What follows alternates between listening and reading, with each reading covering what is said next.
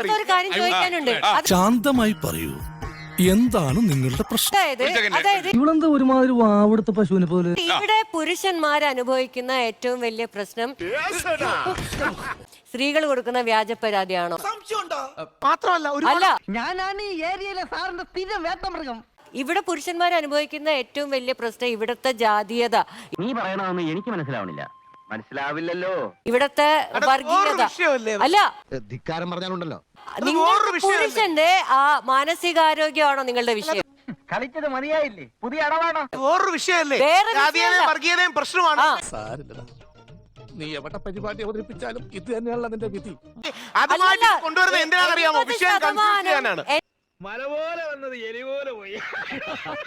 80% ജനത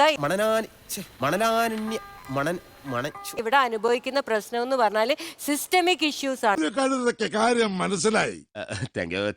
അതായത് ക്യാപിറ്റലിസം പോലെയുള്ള കാസ്റ്റിസം പോലെയുള്ള മറ്റൊരു സിസ്റ്റമിക് totally different വിഷയമല്ലേ? ആ ഒറ്റ കാര്യത്തിൽ മാത്രമാണ് എനിക്ക് പ്രതിഷേധം. അല്ല ടോട്ടലി ഡിഫറെന്റ് വിഷയമല്ലേ? അല്ലല്ല ഇതൊക്കെ അല്ലല്ല പറഞ്ഞുകൊണ്ട് ആ കാര്യത്തിൽ താൻ എന്നോട് വാദിക്കണ്ട.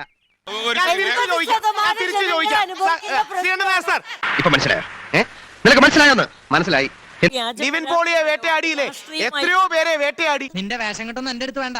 അപ്പൊ ഇവരോടെല്ലാം നിങ്ങൾ ഗസ്റ്റ് ഓഫ് ദി മജിസ്ട്രേറ്റ് ആയി ഒരാഴ്ച പോയി ജയിലിൽ കിടക്കൂ എന്ന് പറയുന്നത് അന്യായമല്ല. ഇത്രയും ക്രൂരത കാണിക്കരുത്. അങ്ങനെ ഗസ്റ്റ് ഓഫ് ദി മജിസ്ട്രേറ്റ് ആയി കിടക്കുമ്പോഴേ അതിന്റെ വേന അറിയൂ.